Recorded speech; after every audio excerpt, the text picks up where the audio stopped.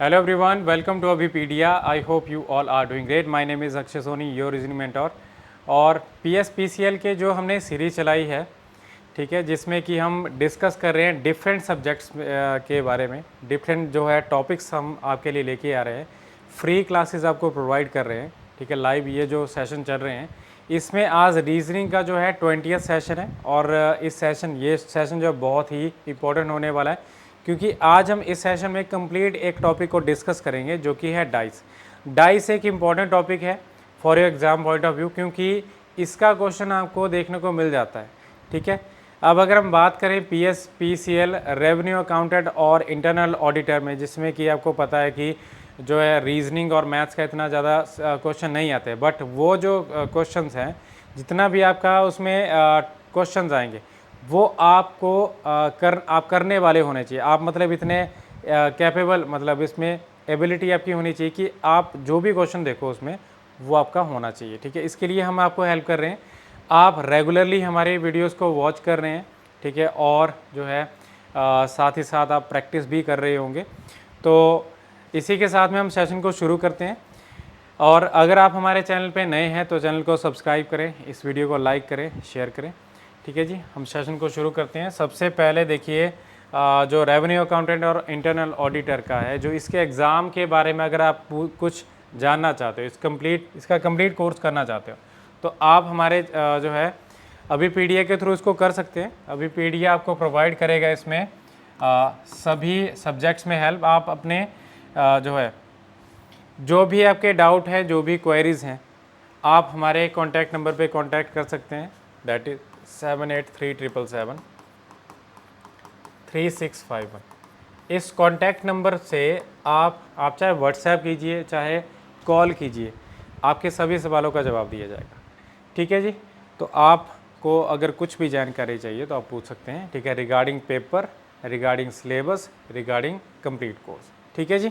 तो अभी हम सेशन को शुरू करते हैं। सबसे पहले देखिए मैं आपको बेसिक चीज़ें बता देता हूँ। डाइस क्या होता है? डाइस ये इस तरह से हम जो है लूडो वगैरह में यूज़ करते हैं, सांप सीढ़ी हो गया, ठीक है। तो उसमें जो 6 साइडेड जो है हमारे पास 6 फेस्ड जो एक हम शेप यूज़ करते हैं, एक ऑब्जेक्ट यूज़ करते हैं जो कि क्यूब की शेप में रहता है, तो ये जो रहता है डाइस बोलते हैं। इसमें कि 1 से लेके 6 नंबर तक जो है दिए जाते हैं। अब इसमें क्या होता है, डॉट्स की फॉर्म में भी रहता है और नंबर्स की फॉर्म में भी रहता है।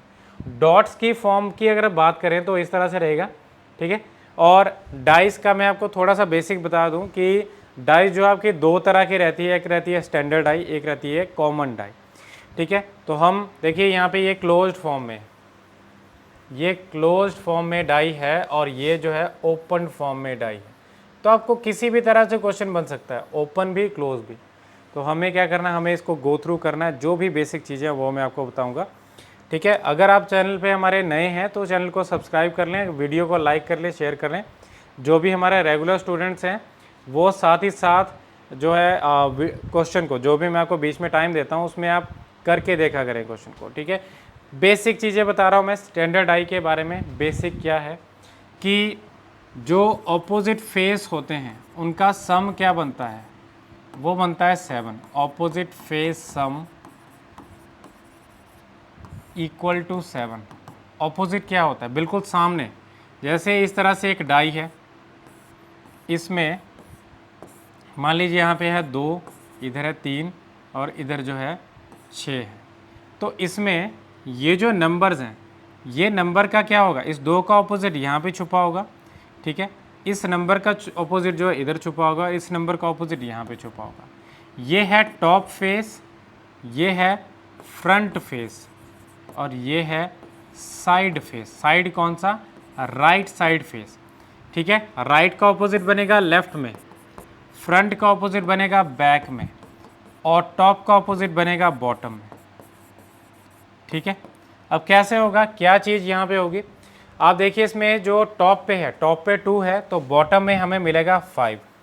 दोनों का सम कितना बन रहा है 7, मतलब 2 के सामने 5, ठीक है, 1 के सामने 6 और 3 के सामने 4, ये बनेगा। ऐसे रूम का भी आप ले सकते हैं एग्जांपल कि एक टॉप होता है छत, जो बॉटम हमारा जो फ्लोर है, ठीक है, राइट साइड की दीवार, लेफ्ट साइड की दीवार ये अपोजिट है। सामने वाली दीवार और पीछे वाली दीवार जो अपोजिट है, ठीक है। तो ये 2 के ऑपोजिट में 5, 6 का ऑपोजिट यहाँ पे बनेगा लेफ्ट में, और 3 का ऑपोजिट यहाँ पे बनेगा बैक में। आई होप आपको समझ आएगा ऑपोजिट क्या है। ये आपका जो है स्टैंडर्ड आई में भी रहता है और जो है ऑर्डिनरी डाई में। स्टैंडर्ड आई में ये रूल फॉलो होता है और ऑर्डिनरी डाई में कोई भी रूल फॉलो नहीं होता। कॉमन डाई मतलब क्या होता है, जैसे हम एग्जांपल ले लेते हैं, एक जो है रेक्टेंगल है और एक है स्क्वायर। रेक्टेंगल में क्या होता है, एक लेंथ होती है, एक ब्रेड्थ होती है। स्क्वायर की बात करें तो उसमें क्या होता है, सभी साइड बराबर होती हैं। अगर मैं लेंथ और ब्रेड्थ दोनों ही बराबर कर देता हूँ रेक्टेंगल की, तो वो स्क्वायर बन गया। तो स्क्वायर क्या होता है, एक स्पेशल केस है रेक्टेंगल का, ठीक है। तो जो स्क्वायर्स हैं वो सारी ही रेक्टेंगल है, ठीक है। स्क्वायर सारी ही रेक्टेंगल है, बट रेक्टेंगल सारी स्क्वायर नहीं होती, उसमें से क्या होगा, स्पेशल केस ही होगा। तो इसी तरह से क्या है, जो आपके स्टैंडर्ड डाइज है वो सारी कॉमन डाइज हैं, बट सभी कॉमन डाई स्टैंडर्ड डाई नहीं है। स्टैंडर्ड डाई जो है कॉमन डाई का एक स्पेशल केस है, ठीक है। तो इस तरह से आएगा। अब आपको कोई भी क्वेश्चन आए इसमें तो आप बता सकते हैं। जैसे कि अगर बोल दिया आपको कि 4 के ऑपोजिट में क्या है, 4 अगर टॉप पे है तो बॉटम में क्या होगा, तो इस तरह से आपको क्वेश्चन बनेगा तो आप बता सकते हैं। ये आपके सामने क्वेश्चन है, स्टैंडर्ड आई यहाँ पे लिखा होगा, हमेशा ये चीज़ लिखी जाती है। पूछा गया है कि इसमें देखिए यहाँ पे 4 है, इधर 2 है, आई थिंक ये ब्लर्ड है तो आपको देखने में दिक्कत हो सकती है। तो इसमें बोला गया है कि ऑपोजिट टू नंबर 6 के ऑपोजिट में क्या बनेगा, 6 के ऑपोजिट में यहाँ पे होगा 1, ठीक है। किसी भी नंबर को पूछ लो, 4 के ऑपोजिट में क्या बनेगा 3, 2 के ऑपोजिट में 5, तो ऐसे आपको दिखेगा 6 के ऑपोजिट में क्या बनेगा 1। ऐसे आप इजीली क्वेश्चन का आंसर कर सकते हैं। आपको ऐसा भी पूछा जा सकता है कि कौन सा एग्जाम्पल जो है, कौन सा यहाँ पे पोजीशन है जो कि स्टैंडर्ड आई नहीं है। अब स्टैंडर्ड आई के देखिए, अगर आप देखें ध्यान से, जब भी यहाँ पे जैसे कोई भी 2 नंबर को देखो तो उनका सम आपको 7 नहीं मिलेगा। सामने आपको जो अगर 3 नंबर दिख रहे हैं, 3 में से कोई भी 2 नंबर लेके चलें तो उनका सम अगर 7 बन गया तो वो स्टैंडर्ड आई नहीं है। सम कब बनता है 7, जब यहाँ पे 4 है तो नीचे 3 है, ये छुपा होगा, ठीक है। ऑपोजिट कभी भी पड़ोसी नहीं बनेगा, ऑपोजिट जो है कभी भी नेबर में नहीं आएगा। 4 का जो ऑपोजिट है 3, 2 का ऑपोजिट ये छुपा है और 6 का ऑपोजिट ये छुपा है। अगर इन दोनों नंबर का सम करें तो 8, इन दोनों नंबर का सम करें तो 10, इन दोनों नंबर का सम करें तो 6। कहीं पे भी 7 नहीं बने, या तो 7 से ज़्यादा बन रहे या फिर 7 से कम, ठीक है। ये पहला क्वेश्चन था हमारा। अब सेकंड क्वेश्चन की तरफ चलते हैं।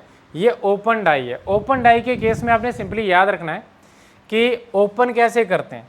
जैसे आपके सामने यहाँ पे पूरा बॉक्स था, बॉक्स को इस तरह से अगर मैं इसको बंद करना चाहूँ तो ऐसे कर सकते हैं, इधर से बंद किए जाए 3 को ऊपर कर दिया और 2 क्या आ गया, 2 इस तरह से ऊपर आ जाएगा, टॉप पे आ जाएगा। तो क्या बनेगा, इसमें ऑपोजिट जो बनते हैं वो बनते हैं अल्टरनेट में। ये ऑपोजिट है, ये ऑपोजिट है और ये ऑपोजिट है, ठीक है। तो ऑपोजिट्स इस तरह से होंगे, अल्टरनेट में ऑपोजिट होंगे। अब देखिए यहाँ पे क्वेश्चन बोला गया कि which number is opposite to number 4। 4 के ऑपोजिट क्या होगा 3। स्टैंडर्ड आई है तो 3 ही बनेगा, उसमें कोई और नहीं बनेगा, ठीक है। तो ये जो है हमारा आंसर बन चुका है। इसमें ओपन डाई के केस में क्या बनेगा, 4 के ऑपोजिट में 3, ठीक है। अब नेक्स्ट क्वेश्चन आपका देखिए, यहाँ पे ऑर्डिनरी डाई के बारे में बोला गया है। ऑर्डिनरी डाई होती क्या है, ऑर्डिनरी डाई में कोई भी ऐसा रूल नहीं चलता। ध्यान रखना, ऑर्डिनरी डाई में 2 तरह के क्वेश्चन बनते हैं। एक में आपको क्या बताया जाएगा, एक तो आपका ओपन डाई वाला आ गया, एक आपका क्लोज डाई वाला बन गया। बट क्लोज डाई की फॉर्म में भी आपको बनेगा वहाँ पे कि फाइंड आउट करिए कौन सा किसके ऑपोजिट है। तो आपको ध्यान रखना है कि इसमें गिवन क्या है। देखिए इस तरह से हम 2 डाइस को लेके चलते हैं। जैसे एक एग्जांपल ये बन गया, एक ही डाई की 2 पोजीशन है, ठीक है। ये बन गया 1 2 3, ये बन गया 3 4 5। देखिए यहाँ पे 3 और 4 साथ में आ गए, तो ये ऑर्डिनरी डाई, स्टैंडर्ड डाई नहीं है। तो इसमें से अगर आप ध्यान दें इन चीज़ों पे, ये जो 3 है ये कॉमन बन रहा है, ठीक है। जब भी एक पोजीशन की 2 डाइज में, एक डाई की 2 पोजीशंस में, एक्चुअली एक डाई की 2 पोजीशन में कोई एक नंबर कॉमन हो तो आपने क्या करना है, उसमें उसको क्लॉकवाइज में लिखना है, ठीक है। जो भी कॉमन नंबर है उससे आपने लिखना है नेक्स्ट नंबर को क्लॉकवाइज में, उसके नेक्स्ट नंबर को क्लॉकवाइज, जो भी क्लॉकवाइज में नेक्स्ट आ रहा है उसके नेक्स्ट में क्लॉकवाइज में बन रहा है। तो ये कॉमन जो है क्लॉकवाइज। इस केस में देखें तो यहाँ पे भी क्या बनेगा, क्लॉकवाइज में नेक्स्ट नंबर, इसके क्लॉकवाइज में भी नेक्स्ट नंबर। तो हम देखेंगे इसमें कि कौन सा नंबर किसके ऑपोजिट आएगा। जैसे कि 3 के क्लॉकवाइज में नेक्स्ट नंबर लिखा 2, क्लॉकवाइज में नेक्स्ट नंबर जो आ रहा है वो आ रहा है 1, और आगे देखिए 3 के साथ में क्लॉकवाइज में जो नंबर है 5 और अगला जो नंबर है वो है 4। ठीक है, तो ये जो दो नंबर हैं ये ऑपोजिट हैं, ये जो दो नंबर हैं ये ऑपोजिट है, और 3 के ऑपोजिट में कौन सा नंबर है जो कि यहाँ पे विजिबल नहीं है, दैट इज़ 6। तो ये है पहला रूल, जब आपको एक नंबर कॉमन मिलता है डाई की 2 पोजीशन में। ठीक है, तो ये इसमें आ रहा है। ओके, आई होप आपको समझ आया होगा क्वेश्चन, ये आपने इसको गो थ्रू कर लिया होगा, समझ चुके होंगे। हमेशा ध्यान रखना है, जब एक जो है डाई की 2 पोजीशन दी गई है, सेम डाई की 2 पोजीशन है, कॉमन 1 होगा तो उसके अपोजिट में ऐसे उसके साथ में हमने क्या क्लॉकवाइज में लिखना है। ठीक है, तो ये बन रहा है इसका आंसर। अब इसी में आपको ये क्वेश्चन मिल रहा है, जैसे कि which number is opposite to number 3 in the given die. इस डाई में 3 के ऑपोजिट क्या है। अभी देखिए यहाँ पे ऑप्शन नहीं है, ये को मैं एक टाइप का बोल रहा हूँ कि थ्योरेटिकल क्वेश्चन है। 2, 5 और 3 यहाँ पे नंबर दिए हैं, 3 के ऑपोजिट में कौन सा बनेगा देखेंगे। तो आपको देखिए यहाँ पे समझना है कि 3 के ऑपोजिट में पहले कौन सा नहीं बनेगा। 3 के ऑपोजिट में जो नहीं बनेगा वो है 5 और 2। 3 के ऑपोजिट में कौन कौन से नंबर बन सकते हैं, क्योंकि स्टैंडर्ड डाई तो है नहीं, स्टैंडर्ड डाई नहीं है। आप देख सकते हैं 5 और 2 साथ स्टैंडर्ड डाई नहीं है, कॉमन डाई है। तो 3 के ऑपोजिट में क्या बन सकते हैं, या तो 1 या फिर 4 या फिर 6, कोई भी इनमें से कोई भी नंबर आ सकता है इसके ऑपोजिट। ठीक है जी, तो इस चीज़ का आपने ध्यान रखना है, ऐसे आपका ये क्वेश्चन होगा। ओके, इनमें से कोई भी एक नंबर दिया होगा तो हमारा आंसर बन जाएगा। बट यूजुअली क्या होता है, ऐसा क्वेश्चन नहीं मिलता आपको, या तो एक कॉमन दिया होगा या फिर 2 कॉमन दिए होंगे। ठीक है, अब मैं आपको बताता हूँ इसमें कि जो ये क्वेश्चन है इसमें क्या दिया गया है, इसमें आपको एक कॉमन नंबर दिया है। मैं आपको इसमें 2 कॉमन का भी बताऊंगा साथ ही साथ। देखिए ये है 5, 1 और ये 3, 2 और 4। हमें क्या करना है, हमें क्लॉकवाइज में चलना है उस नंबर से। जैसे कि 3 से क्लॉकवाइज में नेक्स्ट नंबर क्या बना 5 से क्लॉकवाइज में नेक्स्ट नंबर 1, 3 कॉमन के सामने कॉमन, क्लॉकवाइज में नेक्स्ट नंबर क्या है 2 और क्लॉकवाइज में नेक्स्ट नंबर क्या है 4। तो ये बन रहा है, ये ऑपोजिट है, और 3 के ऑपोजिट में 6। आई थिंक मैंने आपको यही एग्जांपल दिया था इसी तरह का, 3 के ऑपोजिट में 6 और 2 के ऑपोजिट में 5 और 1 के ऑपोजिट में 4। ठीक है, तो यहाँ पे आपका ये बन रहा है आपका आंसर। तो इसमें हमें क्या पूछा है कि 6 के ऑपोजिट में क्या है, 6 के ऑपोजिट में 3। अब आप देख सकते हैं इसको भी हम इजीली कर सकते हैं। कौन सा नंबर विजिबल नहीं है, 5 नंबर यहाँ पे विजिबल थे इन 2 पोजीशन में। एक जो नंबर है वो 2 बार है और बाकी 4 नंबर अलग से हैं। तो जो नंबर आपको 2 बार दिखा उसी से एक ऑपोजिट होगा। जो नंबर यहाँ पे विजिबल नहीं है वो किसके ऑपोजिट में आएगा, वो 3 के ऑपोजिट में है। अब कौन सा नंबर विजिबल नहीं था, 6 ऑपोजिट था 3 के, तो यही इसका आंसर बना। ठीक है, अब इसी में आपको मैं बताता हूँ कि 2 कॉमन वाला, थोड़ा सा मैं आपको यहीं पे बता देता हूँ 2 कॉमन का क्वेश्चन कैसे बनता है। जैसे कि मान लीजिए यहाँ पे एक बॉक्स है जिसमें कि 2, 3 और 4, यहीं पे इसी बॉक्स में मैंने 2 यहाँ पे लिखा और ये लिखा 5 और 1। तो कुछ इस तरह से मैंने लिखा। 2 जो है दोनों जगह पे ही कॉमन है, इधर भी और इधर भी। तो क्या आएगा, इसमें सिंपली ऐसे किया गया कि इसको इस तरह से टर्न कर दिया गया बॉक्स को, लेफ्ट साइड को टर्न करो या राइट साइड को टर्न कर लो, कोई चक्कर नहीं है। ठीक है, तो उसमें जैसे टर्न किया तो ये 3 और 4 छुप गए और इनके अपोजिट जो हैं यहाँ पे विजिबल हो गए। ठीक है, तो क्या आ रहा है इसमें, सॉरी यहाँ पे मैंने थोड़ा सा चेंज कर दिया, ये 2 के साथ में यहाँ पे कर लेते हैं, ये 3 कर लेते हैं, ये 3। 2 और 3 जो है 2 नंबर जब आपको कॉमन मिल रहे हैं, 2 नंबर जब आपको कॉमन मिल रहे हैं, ये 3 था, 2 और 3 जब यहाँ पे है तो इसमें जो रिमेनिंग नंबर है पहली पोजीशन में और रिमेनिंग नंबर है दूसरी पोजीशन में, वो क्या होंगे, एक दूसरे के ऑपोजिट। जैसे कि यहाँ पे आप देख सकते हैं कि सिंपली इसको ऐसे टर्न किया गया है, टर्न किया तो 3 यहाँ पे पहुँच गया और 4 छुप गया, 4 छुपा तो उसके सामने जो नंबर है इधर जो था वो नंबर सामने आ गया। तो कौन सा आएगा, 5 का ऑपोजिट क्या होगा, 4। ठीक है, बस इसमें ये बता सकते हैं। अब जैसे कि यहाँ पे क्वेश्चन गिवन है तो उसको हम एक बार जो है गो थ्रू कर लेते हैं। बोला गया which of the option is correct according to the given position of the same die. ये दो डाइज हैं, सेम पोजीशन है ये जो गिवन डाइज की। ठीक है, सेम डाइज की दो पोजीशन। अब आप देख सकते हैं इसमें से कि क्या है इसमें से करेक्ट ऑप्शन, इन्हीं का करेक्ट ऑप्शन कौन सी बनेगी।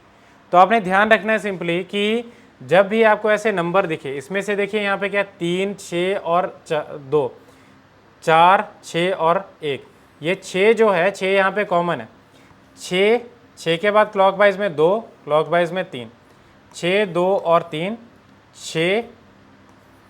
6 के बाद क्लॉकवाइज में 4 और 1 और 4।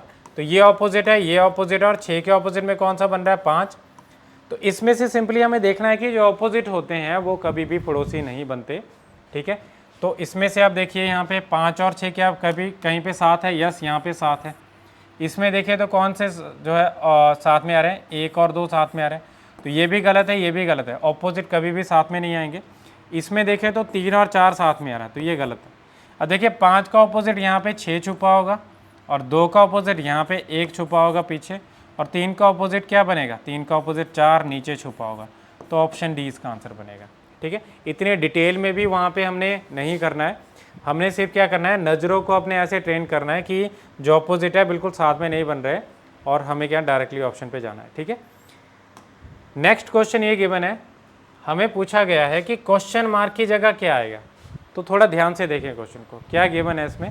इसमें गिवन है कि 3, 2, 5, 1, 3, 4, 4, 6 और क्वेश्चन मार्क। तो इसमें से आप देख सकते हैं कि इन दोनों में क्या कॉमन है, इन दोनों में कॉमन है 3 से क्लॉकवाइज में 5, 5 से क्लॉकवाइज में 2, 3 से क्लॉकवाइज में 1, 1 से क्लॉकवाइज में 4, ये ऑपोजिट है, ये ऑपोजिट है, और 3 के ऑपोजिट में कौन सा बन रहा है, 6। ठीक है, अब आप देख सकते हैं इसमें से कौन से दो नंबर देखें, 4 और 6। अब आप देख सकते हैं इसमें कि 6 के ऑपोजिट में कौन बनेगा, 6 के ऑपोजिट में 3, 4 के ऑपोजिट में कौन सा बनेगा, 4 के ऑपोजिट में 2। ठीक है, और यहाँ पे क्या आने के चांसेस है, इसमें जो है कौन सा नंबर आने के चांसेस है, या तो इसमें बनेगा 1 या फिर बनेगा 5। तो 1 या 5 में से आप देख सकते हैं यहाँ पे कौन सा अवेलेबल है, हमारे पास 1 अवेलेबल है, तो ये इसका आंसर है। ठीक है, आई होप आपको समझ आया होगा क्वेश्चन। अगर नहीं आया तो एक बार आपने फिर से देख लेना इसको कि मैंने क्या किया। मैंने यहाँ पे इसमें ऑपोजिट्स को फाइंड आउट किया और उसी चीज़ को अप्लाई किया। कौन सी जो नंबर यहाँ पे नहीं बनेंगे उनको मैंने यहाँ पे नोट डाउन किया है बस, और इधर कौन सा नंबर बन सकता है उसको देखा। ठीक है, तो ये चीज़ हमारे पास अवेलेबल है। अब आप देख सकते हैं इसमें नेक्स्ट क्वेश्चन है, अगर 6 ऑपोजिट है 2 के, 6 ऑपोजिट अगर 2 के है तो हमें बताना है कि which number is opposite to 4। अगर जो है 6 ऑपोजिट है 2 के और 4 के ऑपोजिट में कौन सा बनेगा वो फाइंड आउट। कोई भी यहाँ पे नंबर कॉमन नहीं है।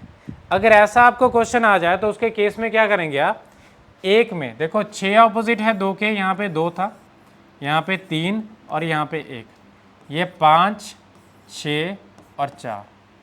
ठीक है, तो इसमें से जो आपको बताया गया है किसके ऑपोजिट है, जैसे 2 6 के ऑपोजिट है तो आपको क्या करना है, एक में चलना है क्लॉकवाइज।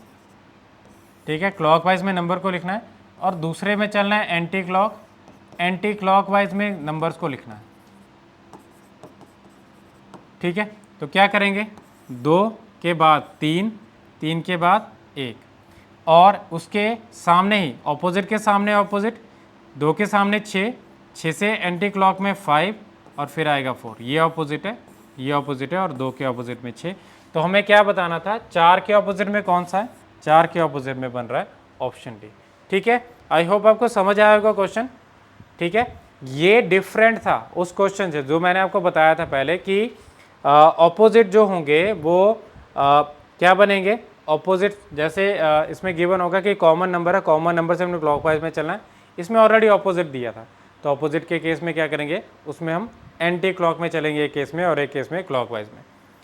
ठीक है, ये सामने देखिए यहाँ पे ओपन डाई ऑलरेडी दी है।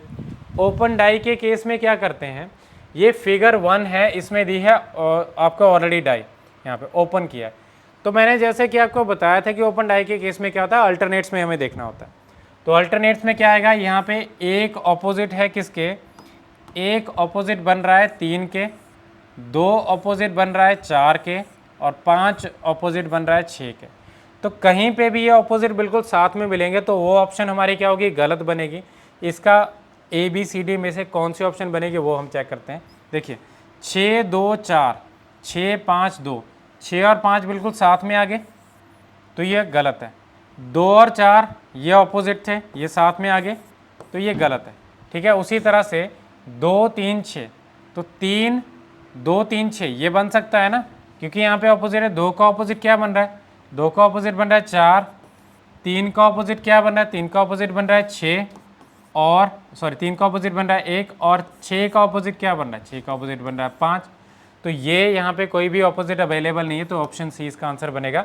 अगले में 6 और 5 जो है ऑपोजिट है, बट ये साथ में आए इसलिए गलत है। ठीक है, सेम आपका वही आपका जो लॉजिक रहेगा जो हमने अप्लाई किया था, सेम मेथड से आपने अप्लाई करना है। इसमें जो हमने स्टैंडर्ड में अप्लाई किया था वही आपका ऑर्डिनरी में अप्लाई हो रहा था ओपन डाई के केस में। अब सेम तरह का क्वेश्चन आपके सामने। अब इस क्वेश्चन में क्या किया मैंने यहाँ पे कि which figure is identical to figure A, जैसा कि प्रीवियस क्वेश्चन था, कौन सा इसमें से क्लोज डाई की फॉर्म में आइडेंटिकल है। तो आप देख सकते हैं 3 का ऑपोजिट 5, 2 का ऑपोजिट 1 और 4 का ऑपोजिट 6। तो देखिए यहाँ पे 3 का ऑपोजिट 5, ये 3 और 5 साथ में आ गए, गलत है। ठीक है, और 2 का ऑपोजिट 1 है, 4 का ऑपोजिट 6, 4 और 6 साथ में आ रहे, ये गलत है। ठीक है, 3 और 5 साथ में आ रहे हैं तो ये गलत है। ठीक है, तो कौन सी ऑप्शन बनेगी, यही फोर्थ ऑप्शन, बस एलिमिनेट करना है उसको। ठीक है, जो गलत है उसको एलिमिनेट कर दो।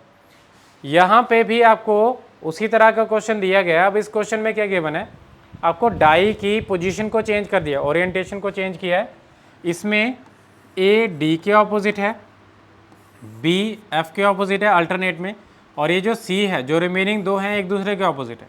तो इसमें से आप देख सकते हैं कि CED की कौन कौन सा ऑपोजिट है इसमें, C किसके ऑपोजिट है, E के, तो ये बिल्कुल गलत बनेगा।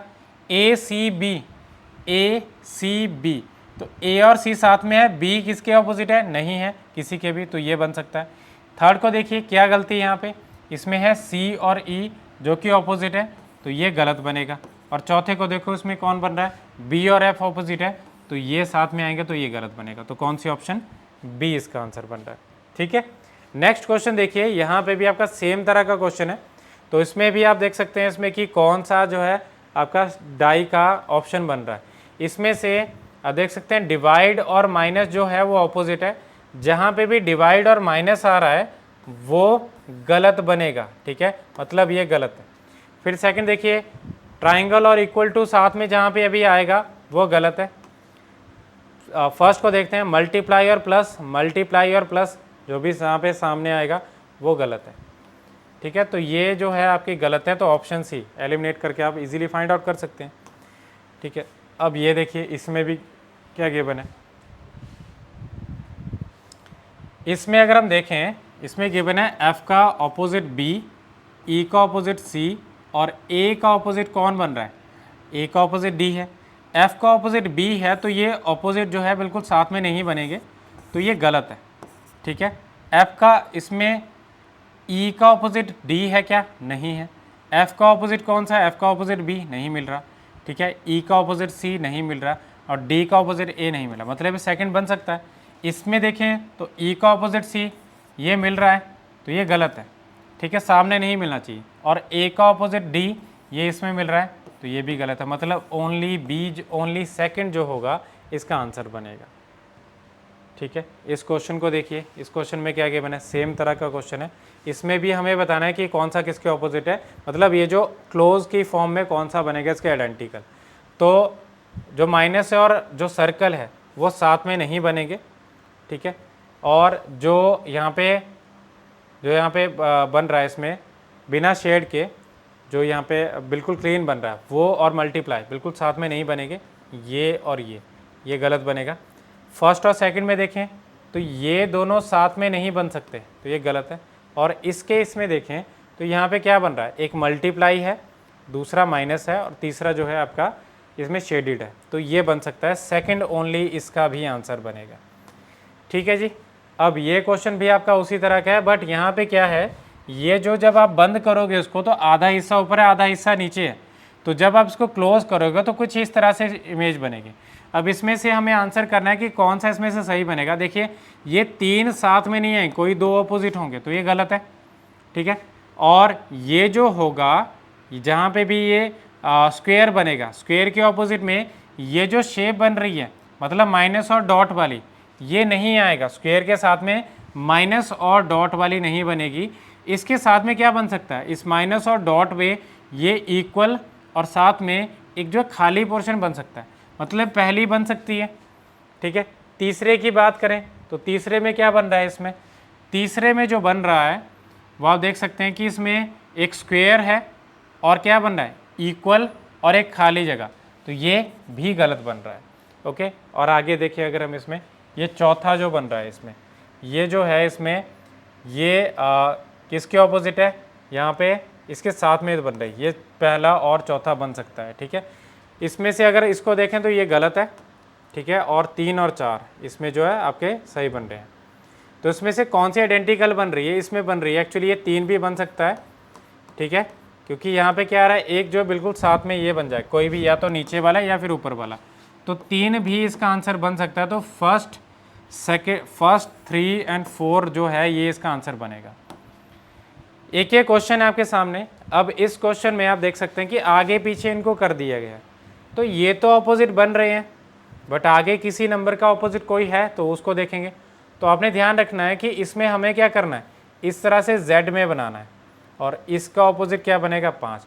एक का ऑपोजिट बन रहा है 5, ठीक है, और 3 का ऑपोजिट बन रहा है 6, और 2 का ऑपोजिट बन रहा है जो कि हमने पहले ही देखेगा अल्टरनेट में, ये 4। बस सिंपली क्या करना है, या तो इस तरह से Z बनाओ या फिर इस तरह से Z बनाओ, आपका जो आंसर मिल जाएगा आपको। पहले से अगर हम देखें, इसमें देखिए कलर को चेंज करके मैं बता रहा हूँ। एक इस तरह से बनेगा, 5 के ऑपोजिट है, 3 किसके ऑपोजिट है, 6 के ऑपोजिट है। ठीक है, और 2 4 के ऑपोजिट था। तो हमें किसके ऑपोजिट पूछा था, 5 के ऑपोजिट, तो 5 के ऑपोजिट में क्या बन रहा है, 1 इसका आंसर बन रहा है। ठीक है जी, नेक्स्ट क्वेश्चन देखिए।